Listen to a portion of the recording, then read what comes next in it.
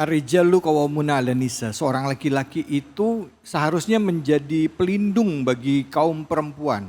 Sebagai seorang ayah seharusnya menjaga istri dan anak-anaknya. Tapi apakah boleh di dalam Islam itu kita menegur istri atau anak kita misalnya dengan memukul? Dan seberapa batas bolehnya?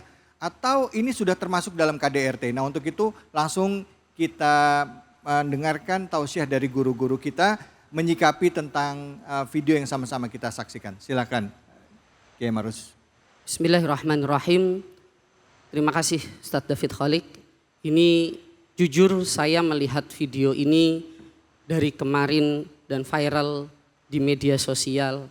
Sangat sedih sekali dan sangat iba. Semoga keluarga dari istri dan anak yang teraniaya Allah berikan kemudahan, kelancaran, serta jauh dari kata sakit serta dizalimi. Melihat video tadi, saya ingat hadis dari Nabi Muhammad SAW ketika beliau ditanya, "Ma haqqul mar'ah ya Rasulullah?" Seorang lelaki bertanya kepada Rasulullah, apa hak seorang perempuan yang dimaksudkan walhunna mithlul ladzi 'alaihinna bil ma'ruf dalam ayat Al-Qur'an.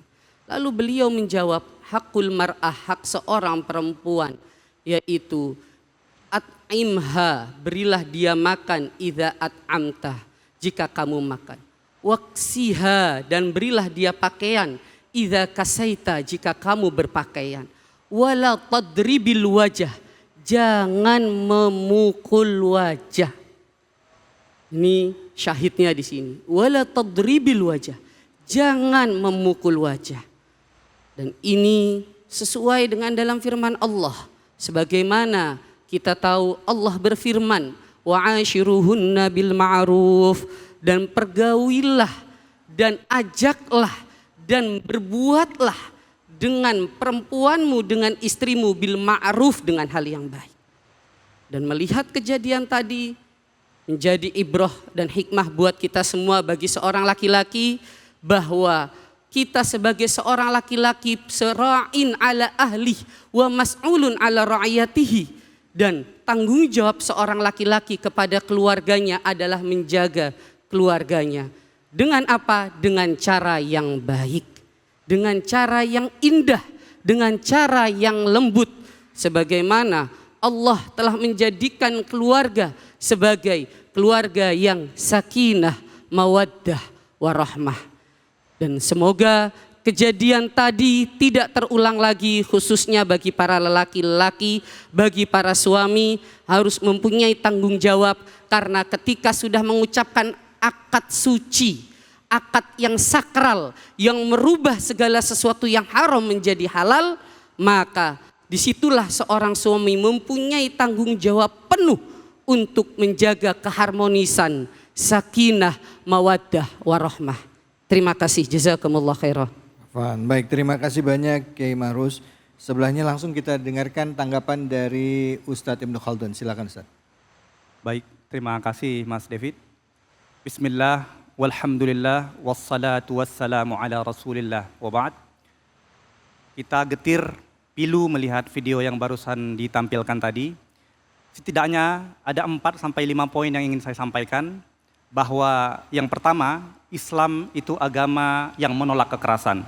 Jika seandainya ada istri atau anak kita melakukan kesalahan, mestinya kita ajarkan, kita luruskan dengan cara-cara yang baik. Kata Nabi SAW, "Allimuhum wa la tu'annifuhum."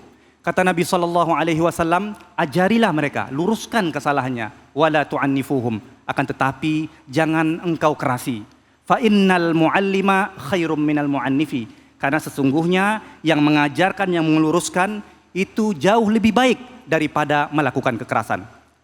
Yang kedua, bahwasanya banyak sekali teks-teks keagamaan kita yang memerintahkan untuk berlaku baik, berlaku yang baik kepada istri dan anak.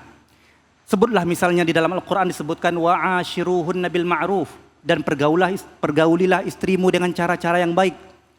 Bahkan Nabi SAW pada khutbah terakhir, khutbatul wada, perpisahan saat Nabi SAW sebelum wafat, beliau berpesan, "Ayuhan nas, Ittaqullaha fin nisa. Ittaqullaha fin nisa, diulang oleh Nabi sallallahu alaihi wasallam, wahai segenap umat manusia, ittaqullaha fin nisa.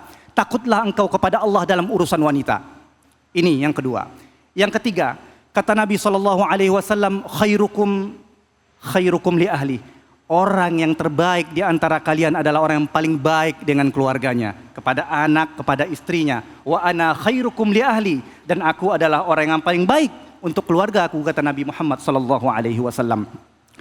Contoh kebaikan Nabi Muhammad sallallahu alaihi wasallam dicontohkan dalam kehidupannya, diberikan kita teladan.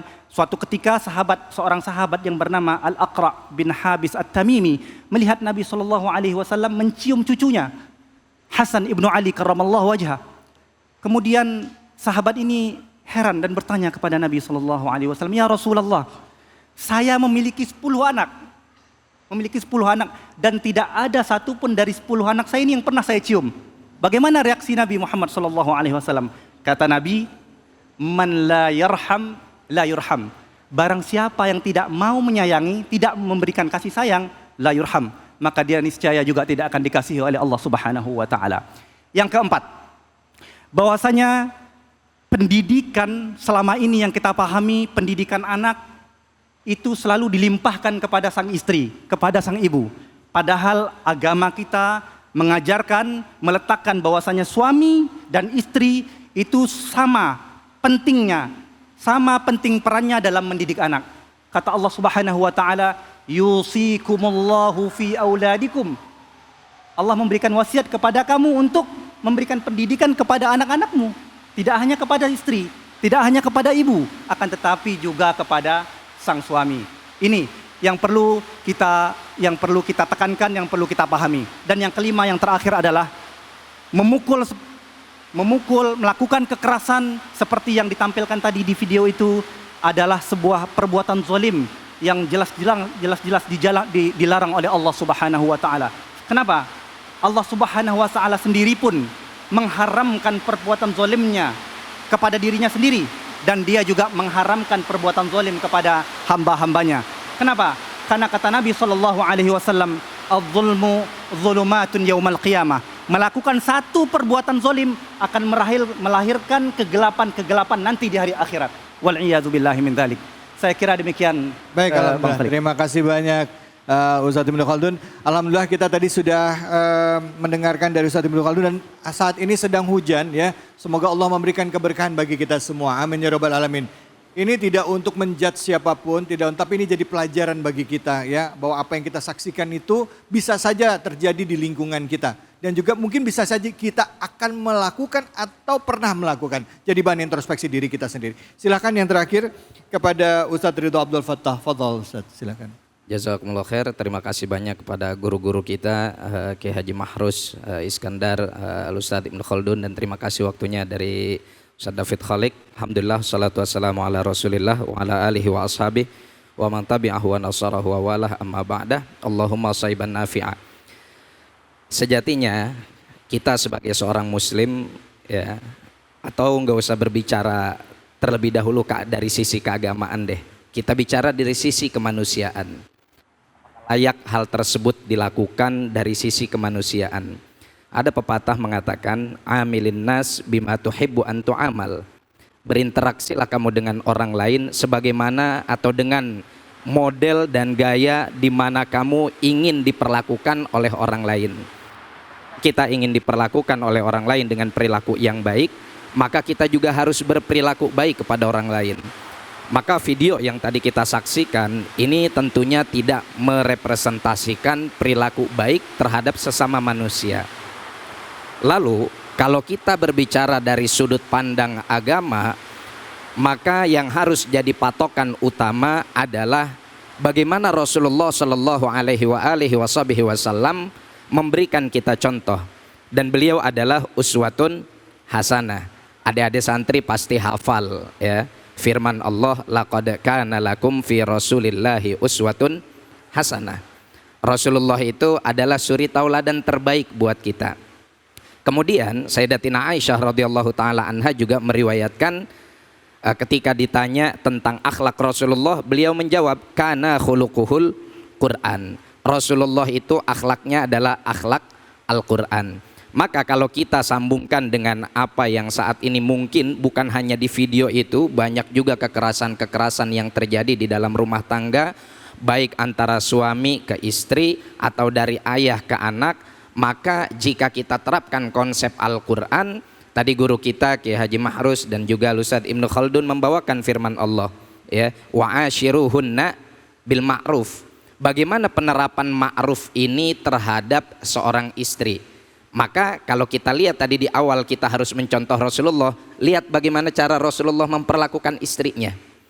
Dari ujung pertama hadis sampai ujung terakhir hadis, tidak ada satupun hadis Rasulullah SAW yang meriwayatkan bagaimana Rasulullah melakukan tindak kekerasan terhadap istri-istrinya.